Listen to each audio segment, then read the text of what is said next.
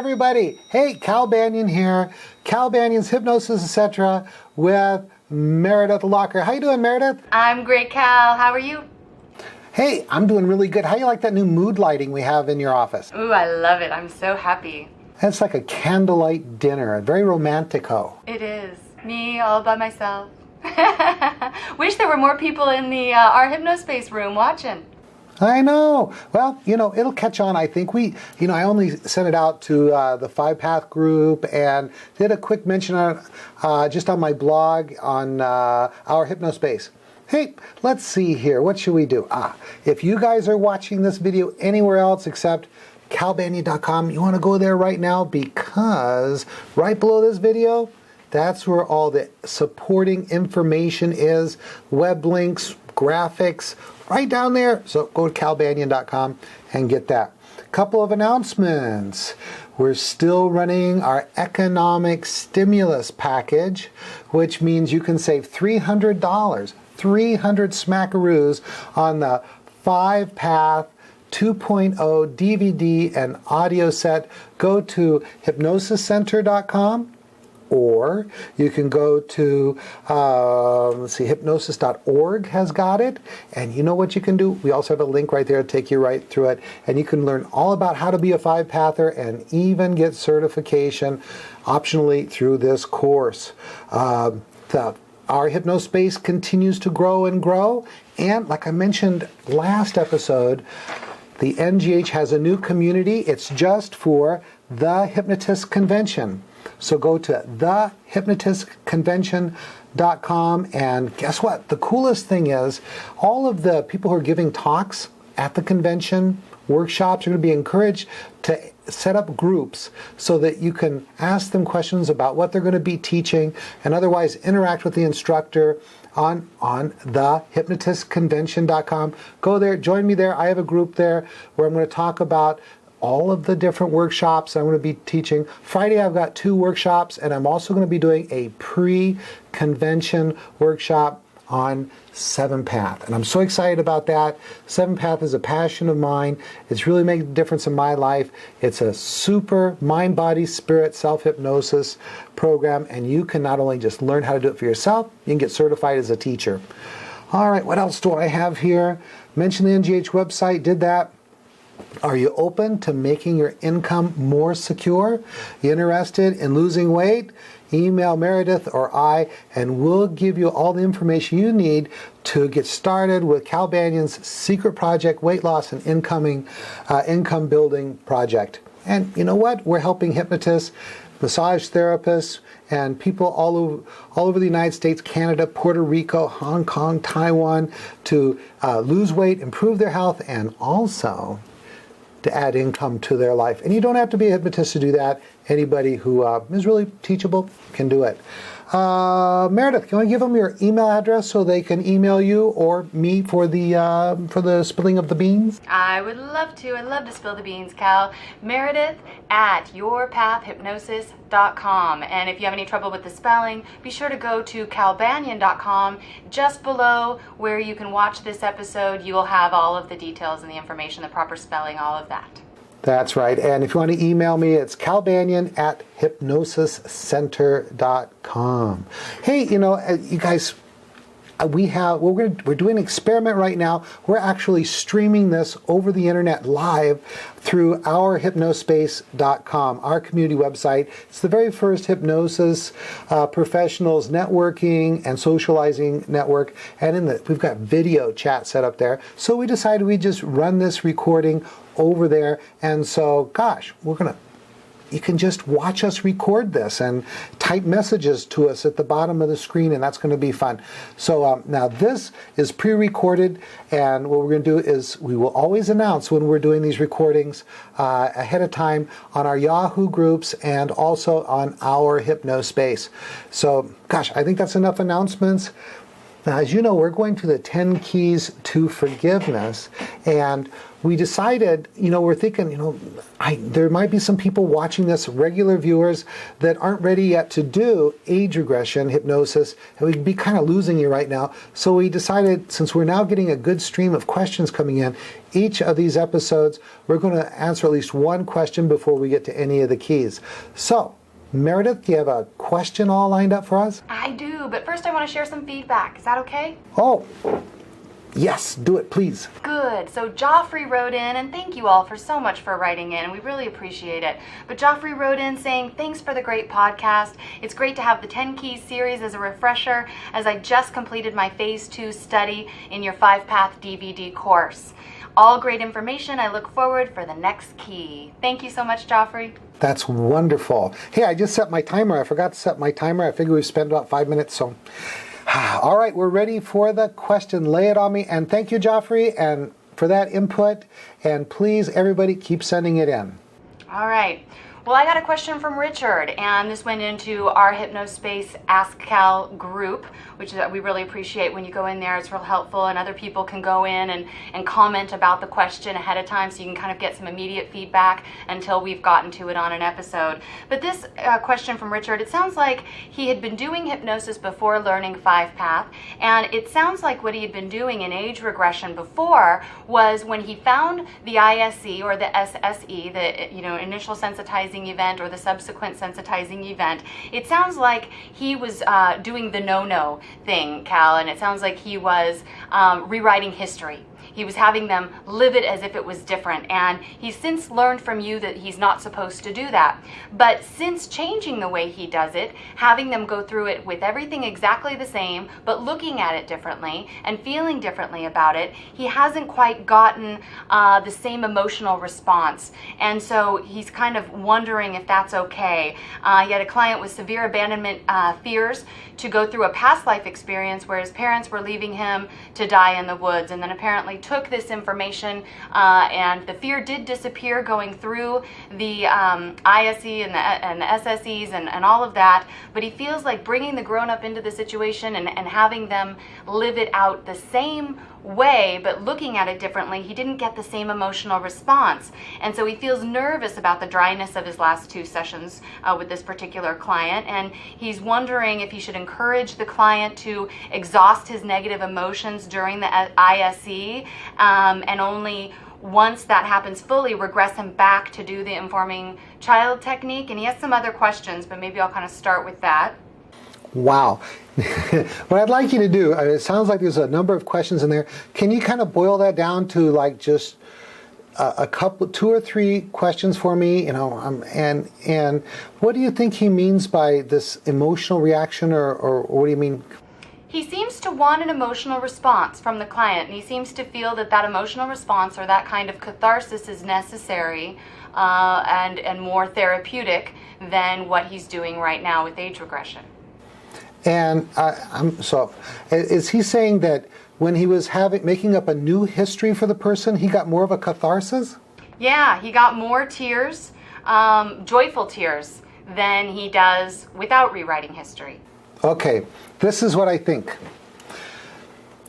Okay, so you give somebody some la-la land, I wish I would have had mommy tell me I love you when she didn't. And you know what? They're going to cry and they're going to be so happy. And you know what? It's not going to amount to a hill of beans. And this is why. Because inside, at the conscious level, subconscious level, both, they know that mom never said I love you. I mean, as an example, if somebody, they went back and the problem was they were insecure because mother never made them feel loved. If you take them back and rewrite history with them having this imaginary mother saying, oh, I love you, you're the most important thing in the world, they know that's not the way it happened. And so that is going to have the power of direct suggestion. It's not going to be the same as what real powerful age regression does. What makes age regression so powerful is it's an insight therapy. You want to actually, or an insight process if you're not doing therapy. Now, what I mean by this is, when you take somebody back through the SSEs and the ISE, and you have them go before the ISE and tell them what they need so they can get through the ISC. And again, that's initial sensitizing event. Probably you're all up to date on that because we've been going through the 10 keys of forgiveness. If you tell them what, for example, I might take this, let's stay with this example of this individual who never felt lovable and their mother never said, I love you. We bring up that feeling, we follow it back through the SSCs, we get to the SSC, and we find out it's the first time the child thought, maybe mom doesn't love me. I can't get her to say I love you.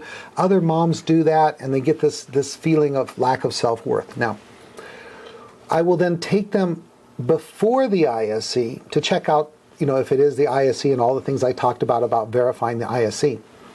And if you're not knowing what I'm talking about, you need to go to the previous episodes on the 10 keys to doing age regression.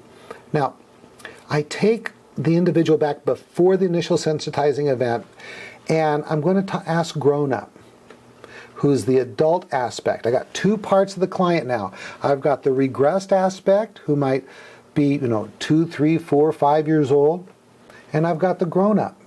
And I would say to the grown-up, I say, that little one, that we'll call him 4, because we call the regressed person by their age of the regression.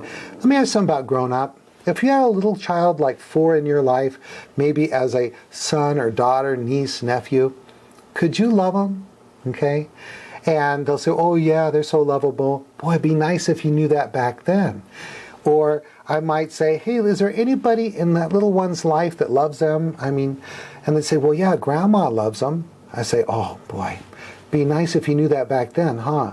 And we will take grown-up back to that time. Have grown-up inform the child, even though mom never says I love you, and she's never going to say I love you, you're lovable. Grandma loves you, I love you. Don't know why mom doesn't say it. And then I might even ask grown-up, let me ask you something, with everything you know about mom, did she ever love you? Now, the basically two answers, no, she didn't, and yes, she did. And if she says, no, she never loved me, that's fine, that's the truth.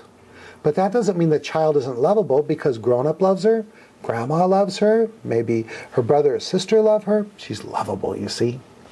But we don't have, well, let me cover the other one. Also, I said there's two things that could happen. One is mom doesn't love her, and the other is mom does love her. And in that case, very simple for grown-up to say, let me tell you about mom. She really loves you. She just doesn't know how to say it, or she didn't grow up in the kind of environment where she learned how to do that.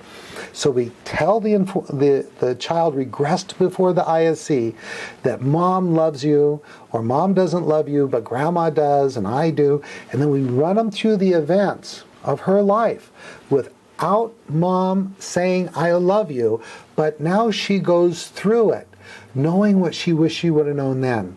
You see? And that information is insight. Insight is so important because when you have an insight, an aha, an epiphany, then it is accepted as true because it is. And the change is permanent.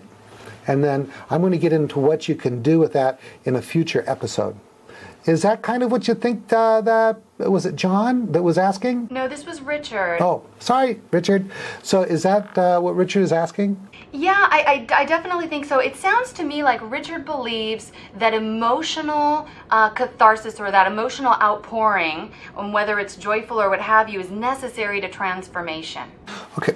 Well, if the person is being taken through an imaginary life that's positive, and that's going to be a positive kind of emotion, but that's not an emotional release. That's just, hey, I feel good, I've just had this pleasurable experience. It's not going to last. The kind of catharsis is a release of pent-up emotion. And that is something that does happen in many, many age regressions. It is very positive, but catharsis is different from just having a pleasant experience. And if he's taken him through an imagined event, then that's not catharsis. That's just a pleasurable emotion. Oh, I feel so loved now because mommy's saying I loved you. But the conscious mind, subconscious mind knows that that never really happened. So it's not accepted in a long way, like an insight process would do. But catharsis is when someone is taken to an event in the past and they express the emotion.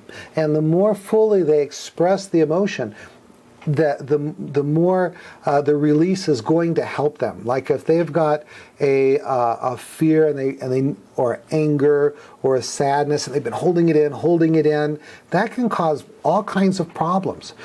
Read my book, The Secret Language of Feelings. And what happens is we get a feeling inside we don't want, and we start distracting ourselves through food or alcohol or cigarettes or sex or shopping or becoming a workaholic and that kind of thing.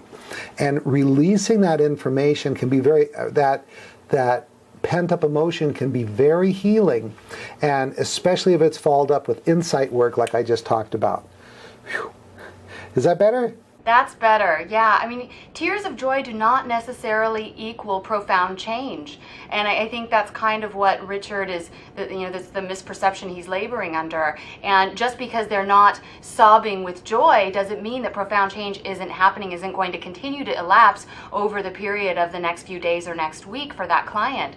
And, I think he's looking for signs that what he's doing is affecting change, and time will only show that. Time will show that he is actually affecting change with this process. That's exactly right. Hey, I think we've spent enough time on that question. Is there anything else you want to add to that before we go on, Meredith? Nope, that's it. Thanks, Cal. God, I really like that you picked that question because it's so on topic with where we're going. So why don't you do a really, really fast review of what we've covered so far in the 10 keys, and then lay the next key on us. Okay, ready, set, go. Here's the speed version. Key 1, proper client preparation, induction, deepening, and testing. So we want to make sure that we lay the groundwork, the foundation for the client to be able to get the most efficient, effective process. We want to make sure that their questions are answered. We have all the information. They've got all the information, and make sure we get them to the right depth of hypnosis to do the age regression work, and we test and do convincers to show them that they are hypnotized. Key 2, we want to use the correct type of age regression, choosing from the various bridges or regression types, and that's affect bridge, date time regression, symptom bridge, cognitive bridge, and somatic bridge. Key 3, we want to create a powerful bridge. So we want our affect, our voice, to be congruent with what we're trying to bring up so that we can get that back, and we want to watch for physical symptoms and tell them about those physical symptoms so that we can continue to build that bridge effectively. 4, we want to regress to an SSE first, not an ISE first. We don't want to spend too much time there. We want to just get the information that we need and then keep going back to the ISE. And what's the information that we need? Key 5, we want to ask the fantastic 5 questions. We want to find out what's happening. How old are you? What are you thinking? What are you feeling? And is the feeling familiar or new? Not necessarily always in that order. How old are you might kind of move around a bit. Key 6, we want to know how to confirm that we have the ISE, and this is a pretty systematic process, and so definitely check out our previous episodes to get the details on that. But we want to make sure that the client says that it's new. We want to go just before the ISE and make sure that the problem doesn't exist. We want to make sure that the client easily accepts the information during the informed child technique and make sure that it makes sense given the history of the client. Key 7, we want to become an expert at doing the informed child technique. So important. There are so many resources that you can check out to find out how to do that better. Lots and lots there, and check previous episodes for information about that. Number 8, take the client through the ISE as it actually happened after doing the informed child technique.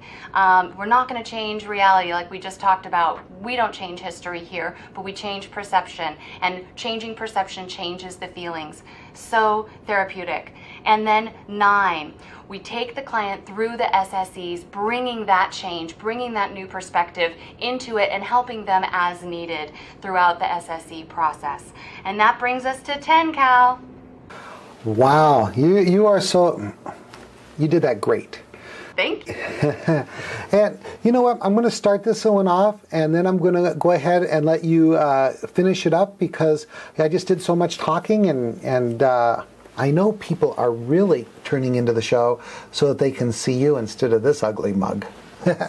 All right. So number 10, do age progression. And in all the training that I had about age regression, really very little was talked about age progression. So as we took people back through back in time, as we have them do that, and they're going back in time from, let's say, the grown-up who's 40, moving back, that's called age regression. And when they relive the event, it's called revivification. And then as we take them through the ISE, change their perceptions, change their emotions with regarding to the situation, if the emotion is not valid, and then moving them through the SSEs, that reinforces the change. But then I coined this new term, pre-vivification, and that is taking them to the future. For example, what I've been talking about with this chart is, like, let's say they had the fear of spiders, and we take them back. We change the fear of spiders, change the perception, the fear isn't there, we reinforce it in the SSEs, subsequent sensitizing events, and then we take them to their probable future. You see, everybody that comes in to see me, they're motivated to come in and see me now, as opposed to last week, last month, last year. There's something usually coming up in the immediate future that is, motivating to do it. Maybe it's weight loss and summer's coming up, or there's a wedding or something like that. Let's take example, the person has a fear of spiders. What's going to happen is, why now? Why are they coming in to see me now? Well, probably there's something coming up where they're anticipating their fear of spiders or their fear of flying or whatever it is going to cause them some problems.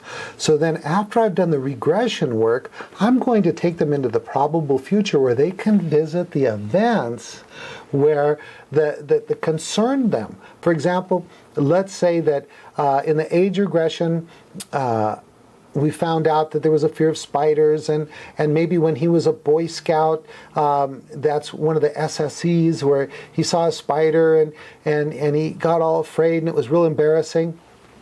And now his son or daughter is going through the Boy Scouts or Girl Scouts, and he's got to take them camping or something, and he's really afraid that, gosh, what if I see a spider? I'll embarrass myself and my son or daughter as I freak out about this spider. So that might be what motivated him to come and see me. So I want to do age progression work and run that individual through that event without being afraid. Why aren't they afraid? Because we did the regression, neutralized the cause at the ISC, reinforced the change in the SSEs. Now we can go to the future event and have them go maybe through 1, 2, or 3 of those events, experiencing the change.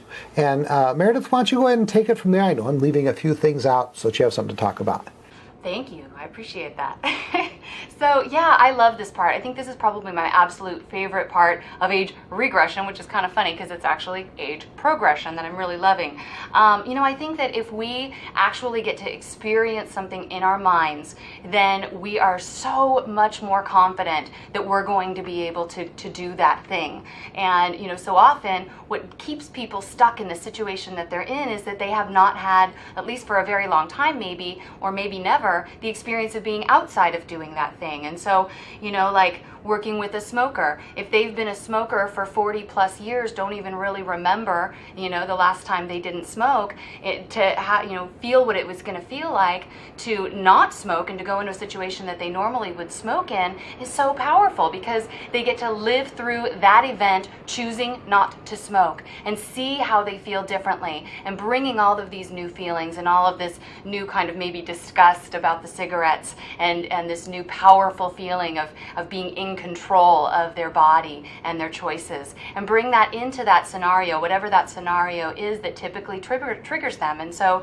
like I worked with a smoker this week, and his typical triggers, he's got 2 main ones, and that's when he has coffee in the morning. That's when he really seems to want a cigarette. So I'm really sure to bring him into that event and have him experience having his coffee without choosing to have the cigarette. And then his other time is when he does go to a bar, and he's successfully been able to stop smoking in the past for periods of time, but then if he goes into a bar and he's around people that smoke, or he hears or sees people go outside to have that cigarette, something clicks in him and he suddenly wants it again. And so going through that experience without choosing to smoke is very powerful, and it builds that confidence that he's going to be able to do that the next time he goes to a bar, so he doesn't think he has to avoid going out with friends for the rest of his life in order to avoid smoking.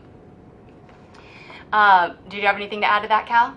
Nope, you're doing great. Okay. And then, what I like to do is really pick an amount of time. Like you said, Cal, that sometimes people have an event that they're going to be going to, and so you might want to take them to that, but sometimes they don't. Like my smoker didn't particularly have an event that was coming up, but, there's these certain triggers in certain situations. But the other thing that happened with this recent smoker is that he was able to quit for usually a period of a year and a half, even 2 years at certain points in his life.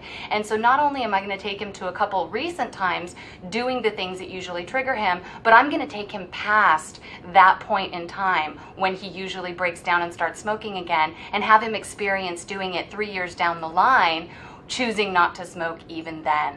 And that just covers all my bases. That makes the client leave my office feeling like he or she will be able to actually say no to cigarettes when things happen in the future that he's used to choosing smoking, and instead he's choosing not to smoke in this situation. It's just so powerful. Wow, that's a tremendous example. And Meredith, you might want to say something about how this is useful for sports figures also. Oh gosh, well this is the main thing I do actually when I work with athletes, especially when I can't do 5-path. And I don't do 5-path when my sports clients are in the middle of their season or coming up on a competition, because I don't want to stir up emotion that might get in the way of them being able to perform at their best. And so clients that are kind of in the middle of their season and just need to have that extra edge, we're going to go through tons of this work, just having them go into the situation that they're coming up to, and maybe we'll just repeat it several times until they really feel like they've got it and they've really stepped up to that next level that they want to achieve in their sports abilities.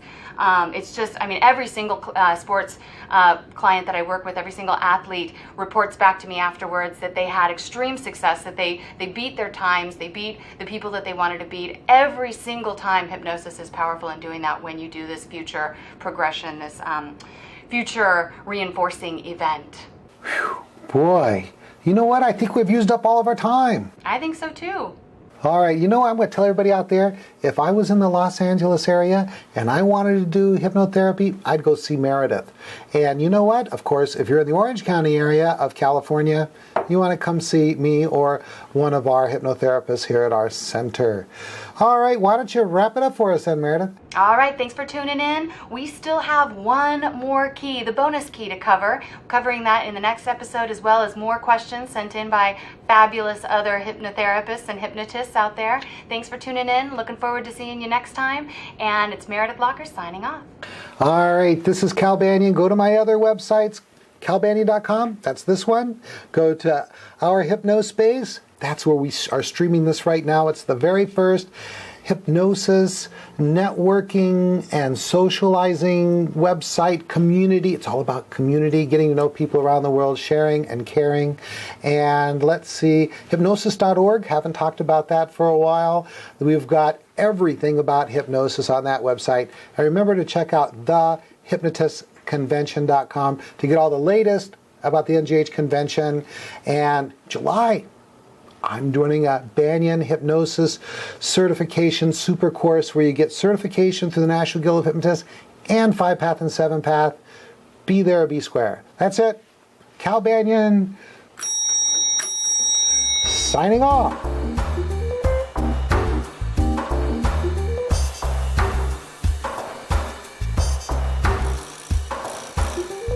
This recording is the property of Cal Banyan and Cal Banyan's Banyan Publishing Incorporated. All rights reserved for private use only. May not be duplicated without written permission.